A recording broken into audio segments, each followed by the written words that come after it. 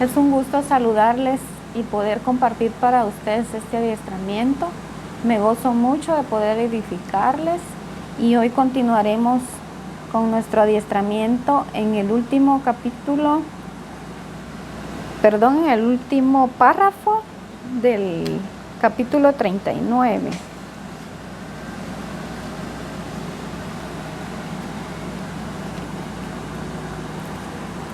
Tratemos de pensar cómo hubiéramos actuado de haber estado en el lugar de Abraham, a quien Dios le pidió que sacrificara a su hijo. Lo más probable es que hubiera salido en defensa nuestra forma de pensar, nuestras creencias, nuestro yo, diciéndole a Dios que es lo correcto y que no. Nos hubiéramos preguntado si era bueno que Abraham matara a su hijo. Si Dios le había dado un hijo, ¿por qué ahora le pedía que lo matara? Si pudiéramos separar la fe de este acto, diríamos, ¿cómo es posible que Dios le pida a Abraham que cometa un homicidio? ¿Dios le está pidiendo a Abraham que mate? Eso es contradictorio, no puede venir de él. Sería una práctica pagana. Abraham se hubiera podido oponer a la orden de Dios, debatiendo y diciendo, ¿cómo puede ser que Dios me pida realizar una práctica pagana? Sin embargo, Abraham entendía que era Dios el que se lo había pedido. Él reconocía su autoridad y soberanía. Sabía que ese era el diseño de Dios, por eso no lo cuestionó ni se opuso. No le importó lo que este acto pudiera parecer, sino lo que los demás pudieran, ni que los demás pudieran pensar. Cuando se enteraran,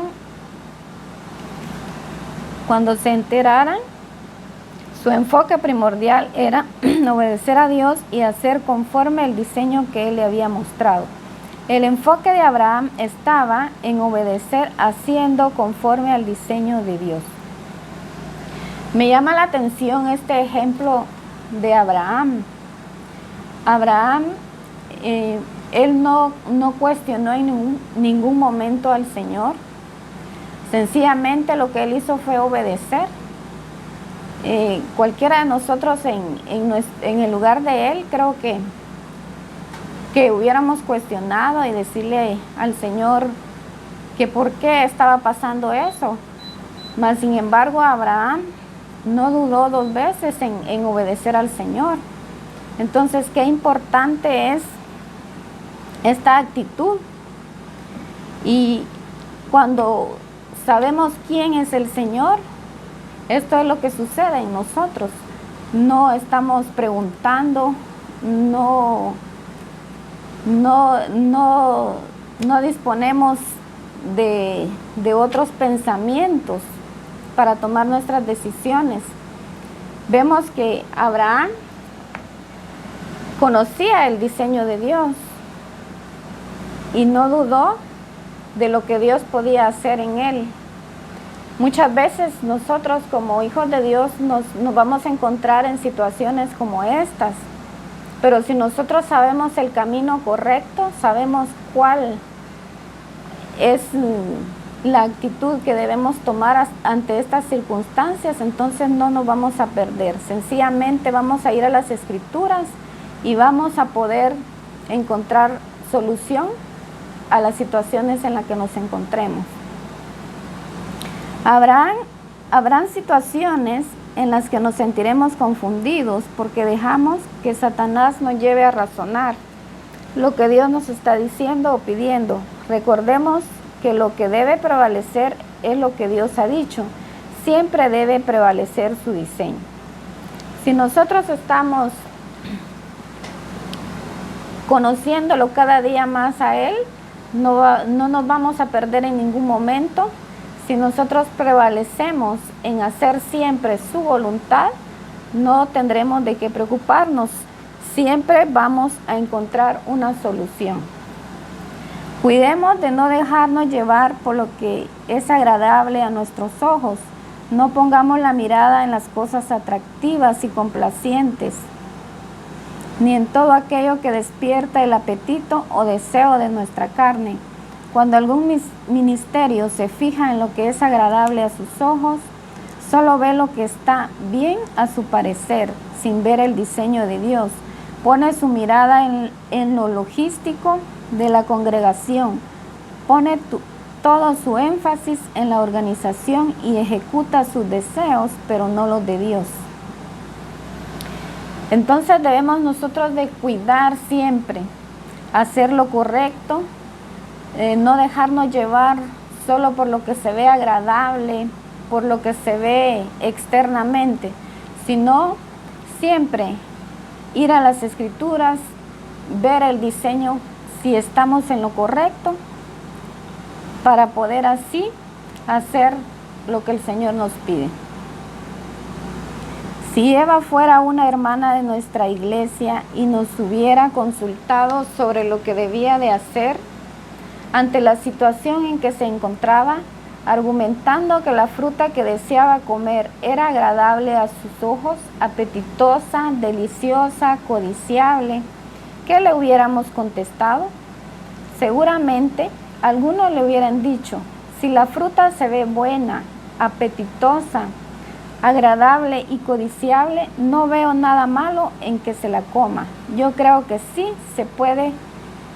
puede comérsela hermana Eva.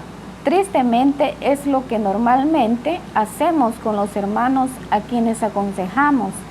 Si se oye bien y nos parece adecuado lo que nos cuentan, les damos pase libre para que hagan lo que ellos en realidad desean hacer. Lo correcto es ir al diseño establecido por Dios en su palabra, para saber si nuestros deseos son conforme al diseño de Dios. De lo contrario, no lo podemos hacer a menos que pretendamos transgredir la voluntad de Dios como lo hizo Eva. Siempre debemos de tener ese cuidado.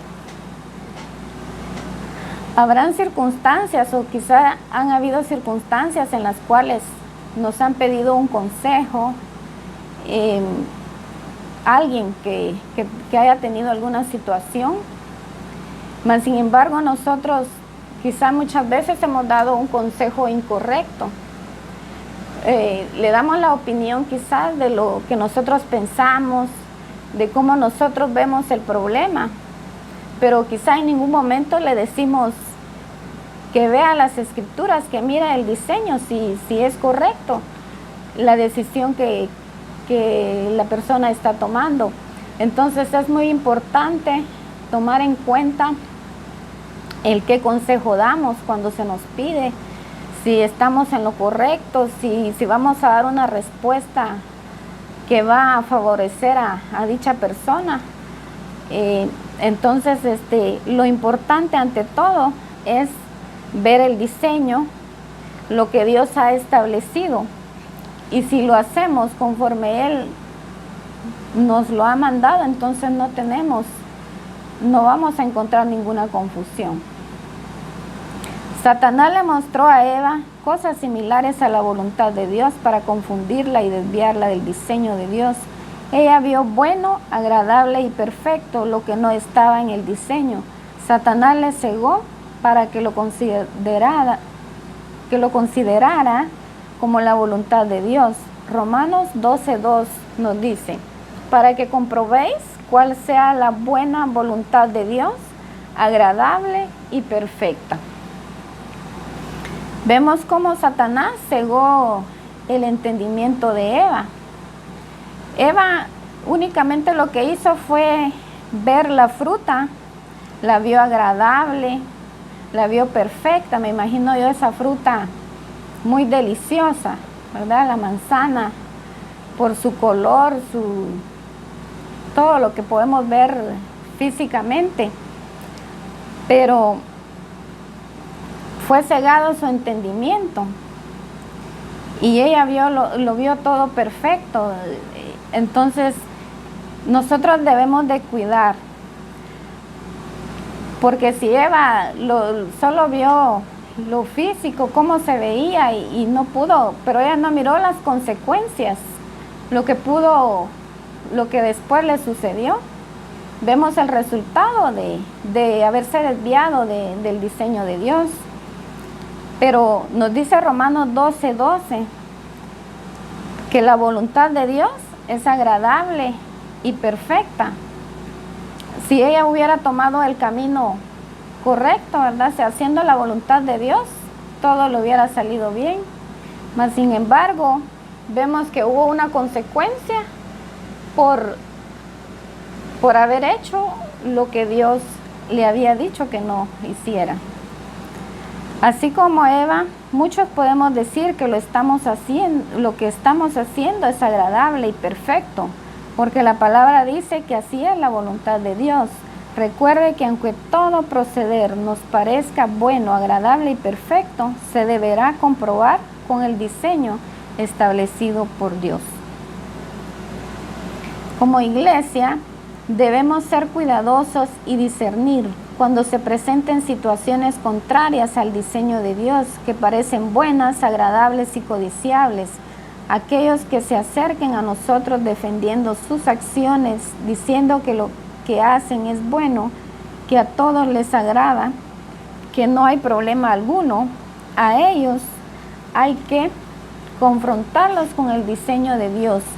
Y si no están acorde a él, detenga esas acciones. Recuerde que haber transportado el arca en un carro nuevo, alado por bueyes, era lo más moderno de esa época, lo más cómodo. Además, para sacrificarse, si había un procedimiento más práctico, mucho más que transportarla sobre los hombros de los sacerdotes, pero esa forma no era el diseño de Dios. Entonces este es otro ejemplo que podemos ver. Dios decía, háganlo de esta forma, pero siempre por querer pensar que se agrada más, se hace de diferente forma. Entonces vemos el resultado, que los resultados muchas veces no son como nosotros deseamos, como nosotros pensamos, porque no lo estamos haciendo de la forma que se nos ha mandado. Debemos ser estrictos, definidos y radicales en hacer todo conforme al diseño de Dios.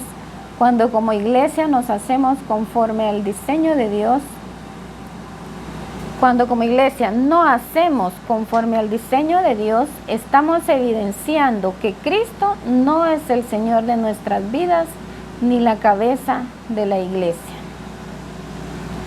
Entonces debemos ser definidos.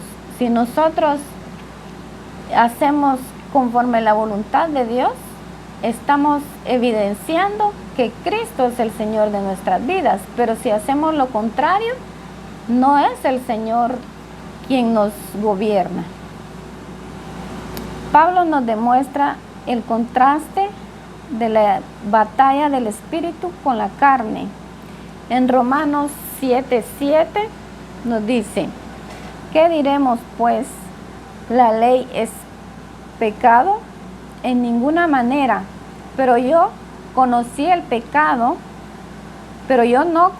pecado sino por la ley, porque tampoco conociera la codicia si la ley dijera, no codiciarás.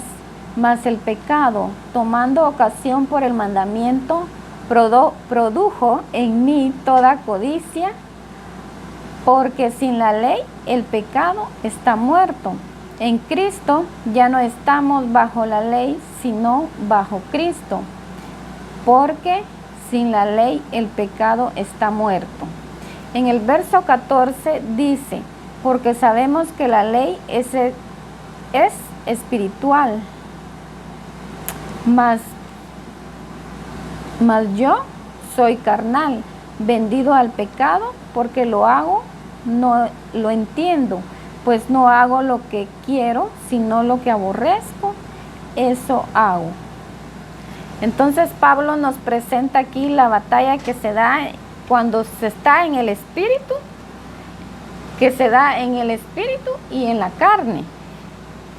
Pablo dice que cuando él se dejaba influenciar por la carne, hacía lo que la carne le pedía, complacía sus deseos, Todo, todo discípulo, discipulador, pastor o cualquier ministerio que hace lo que quiere y no lo que Dios desea, está viviendo según los deseos de la carne.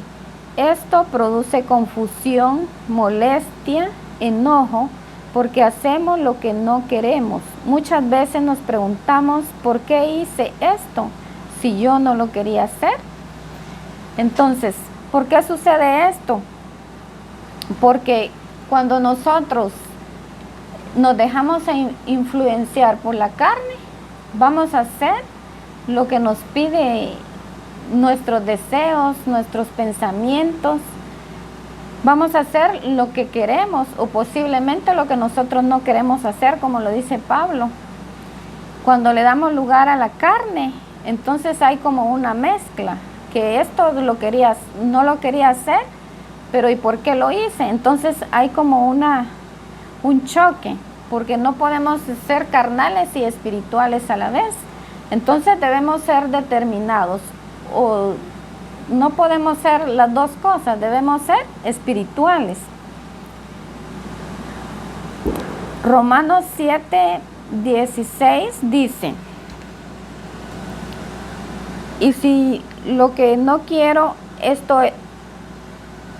hago, apruebo que la ley es buena, de manera que ya no soy quien hace aquello, sino el pecado que mora en mí. La frase que expresa Pablo diciendo, el pecado que mora en mí, no significa que Pablo estaba en pecado, pues no estaba hablando del pecado de acción, sino del pecado de la naturaleza vieja. El pecado que mora en la naturaleza vieja es el que nos lleva a hacerlo. Pablo nos muestra la situación de una persona espiritual y la de una persona carnal. La naturaleza de Cristo nos lleva a expresar a Cristo. La carne, la vieja naturaleza, es provocada por el pecado que está en ella. En el verso 18 del mismo capítulo sigue diciendo: y yo sé que en mí, esto es, en mi carne, no mora el bien, porque el querer el bien está en mí, pero no el hacerlo. Entonces vemos que cuando la naturaleza vieja está en nosotros, hacemos cosas que no debemos hacer, que nuestro cuerpo quizás muchas veces no quiere hacer, pero porque está esa naturaleza vieja que no queremos dejar, entonces es ahí donde se da el querer hacer lo que uno no quiere. Entonces, por eso es importante dejar esa naturaleza vieja y adquirir la naturaleza de Cristo. Generalmente le echamos la culpa de nuestras malas reacciones y actitudes a las personas que nos provocan o incitan a cometer pecado. Sin embargo, Pablo reconoce que el problema de no hacer lo correcto no está en los demás, aunque estos nos provoquen con palabras o con hechos. El pecado en nosotros no se produce porque nos presionen o nos obliguen. Pecamos porque el mal está en nuestra carne, en nuestra naturaleza vieja. Por eso es necesario mantenerla crucificada. Si vivimos según el Espíritu, tenemos que crucificar la carne. El verso 19 pone en manifiesto lo contradictorio de la carne, porque no hago el bien que quiero, sino el mal que no quiero, eso hago. Y si hago lo que no quiero, ya no lo hago yo, sino el pecado que mora en mí. Así que queriendo yo hacer el bien, hallo esta ley, que el mal está en mí. Entonces, muchas veces le echamos la culpa a otras personas de que por qué nosotros actuamos de alguna manera incorrecta. Pero aquí Pablo nos redacta de que el problema no está en lo que nos dicen las personas, que las personas nos provoquen a hacer algo, sino que el problema Está en la vieja naturaleza, el que nosotros no queremos dejar esa mala actitud que está en nosotros. Pero si nosotros actuamos bajo la guía del Espíritu Santo, obteniendo la nueva naturaleza, que es la naturaleza de Cristo, la que no nos deja pecar, entonces nosotros vamos a poder actuar guiados bajo el Espíritu Santo. Muchas personas al leer este libro podrán decir que ellos tienen bien claro lo que Dios les está diciendo, pero no lo quieren hacer, porque sabemos que una cosa es saber y desear hacerlo, hacer lo que Dios quiere, y otra hacerlo. Pablo hace la diferencia entre el hombre nuevo que se deleita en la ley de Dios y la carne que se revela a Dios.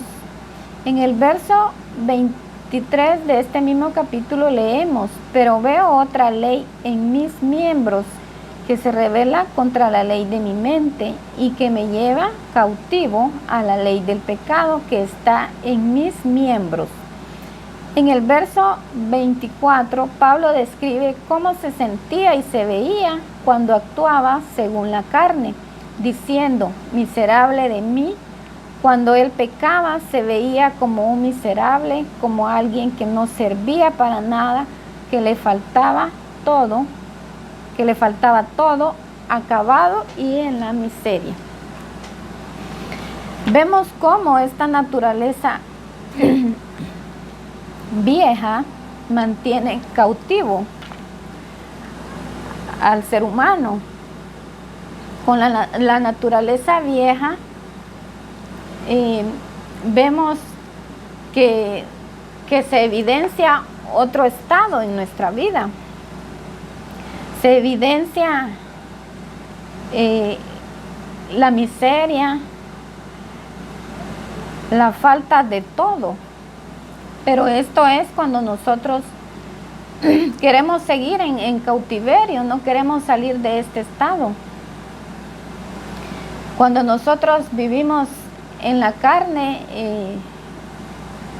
nuestro estado físico y nuestras actitudes, todo cambia, porque la naturaleza vieja nos mantiene en cautiverio, no nos deja vernos como el Señor quiere que nos veamos.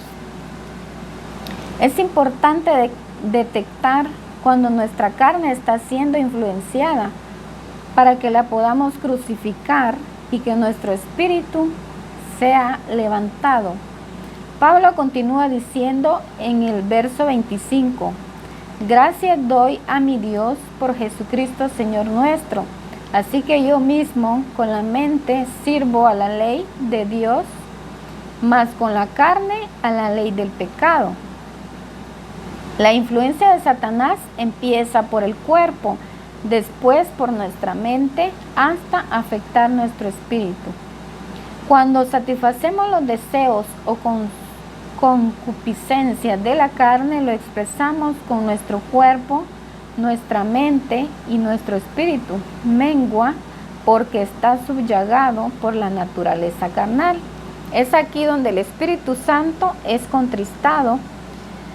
Pero cuando andamos por el Espíritu, nuestro espíritu es levantado, porque estamos haciendo morir en nosotros lo terrenal, lo carnal.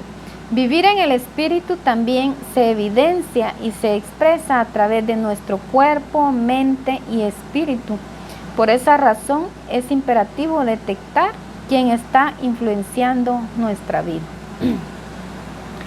Entonces, podemos notar nosotros la diferencia cuando es el Espíritu Santo quien está influenciando en nuestras vidas. Se puede ver en nuestro estilo de vida. Dice que nuestro cuerpo, nuestra mente y nuestro espíritu se pueden evidenciar.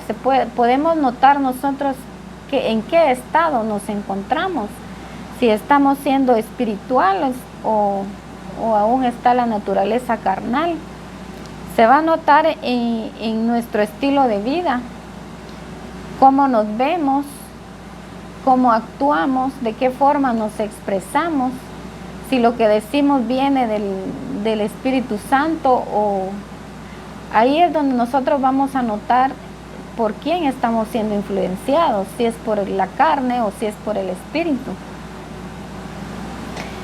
El método de Dios no consiste en domar la carne ni en cubrirla o maquillarla para que se vea mejor, más bien consiste en hacerla morir. Si no matamos la carne, siempre vamos a sentirnos miserables y habrá una lucha entre lo que Dios dice y lo que nosotros o nuestra carne hace. Matar la carne, es decir, al hombre viejo, y expresar la vida de Cristo, es la forma más exacta de Dios para poder alcanzar la plenitud de Cristo. Si matamos la carne, nos evitaremos dolores de cabeza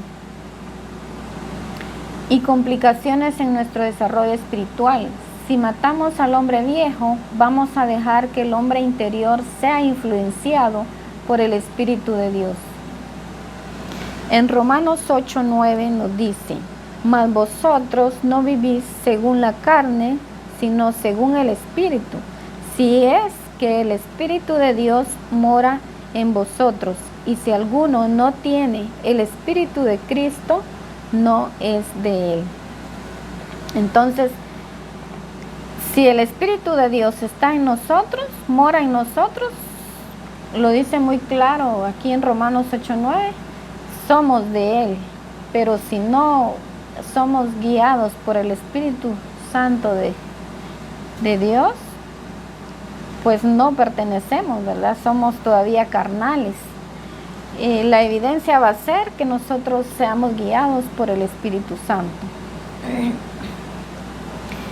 Y como dice, el ser guiados por el Espíritu Santo nos va a evitar de muchos problemas, muchas dificultades, muchos dolores de cabeza que nos vamos a ahorrar si nosotros somos guiados por el Espíritu Santo. Porque como acabamos de aprender que lo carnal nos lleva a vernos de otro punto de vista, de otra forma, entonces, qué mejor que ser guiados a través de su Espíritu Santo. La palabra dice que el Espíritu Santo está en nosotros y quiere manifestarse como el Señor de nuestras vidas. El Espíritu Santo no produce confusión ni contradicción, sino que nos guía a toda la verdad, para que seamos cristianos maduros y espirituales y así alcancemos la plenitud de Cristo. Entonces, siendo guiados por el Espíritu Santo, no vamos a tener nada que nos desvíe de su diseño ni que nos saque de su propósito, ya que dice que el Espíritu, si somos guiados por el Espíritu, Él es el que nos guiará a toda la verdad. No vamos a tener dónde perdernos, dónde desviarnos, porque Él es el que nos llevará a alcanzar su plenitud. Un cristiano espiritual es aquel que reconoce el gobierno del Espíritu Santo, deja de ser un cristiano analítico y se convierte en un cristiano que escudriña y discierne la palabra, haciendo lo que el Espíritu Santo dice, glorificando su nombre. Cuando matamos la carne en nosotros, se termina la miseria, la confusión, la lucha y el conflicto de estar tratando de entender las cosas a nuestra manera y hacerlas con nuestro diseño. Al hacer morir la carne, ya no es Dios quien nos tiene que entender, sino nosotros los que tenemos que entender a Dios. Será entonces cuando daremos pasos de avanzada firmes y correctos, y lo haremos al ritmo y la velocidad del Espíritu Santo hasta llegar a tener la medida de la estatura de la plenitud de Cristo. Entonces vemos qué importante es el matar la carne en nosotros. Ahí se terminará la confusión, la lucha, todo lo que viene a nuestras vidas por vivir todavía en la carne. Entonces vemos que tenemos nosotros ese beneficio. Cuando nosotros ya seamos guiados por el Espíritu Santo, se nos va a hacer más fácil el entender al Señor, avanzaremos más hacia donde el Señor quiere que vayamos. Y como dice aquí, nosotros ya no somos nosotros los que vamos a tener que entender al Señor, sino nosotros, ¿verdad? El Señor a nosotros, sino nosotros a Él. Y qué importante es llegar a este punto donde nosotros vayamos avanzando cada día, donde ya no tengan que irnos empujando, sino que nosotros solitos vamos a ir entendiendo qué es lo que el Señor quiere para cada uno de nosotros. En las Escrituras no hay un enunciado que diga que debemos ser crucificados por el pecado, pero sí nos exhorta que llevemos su cruz y lo sigamos. El trato del Señor Jesús hacia nosotros es muy distinto a la manera que trata al pecado. Para conquistar el pecado por completo, necesitamos un momento para negar al yo. Necesitamos toda la vida.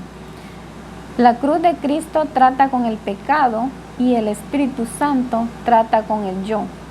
Por medio de la cruz, Cristo libera por completo al creyente del poder del pecado por medio de su muerte en la cruz, para que el pecado no vuelva a reinar en él.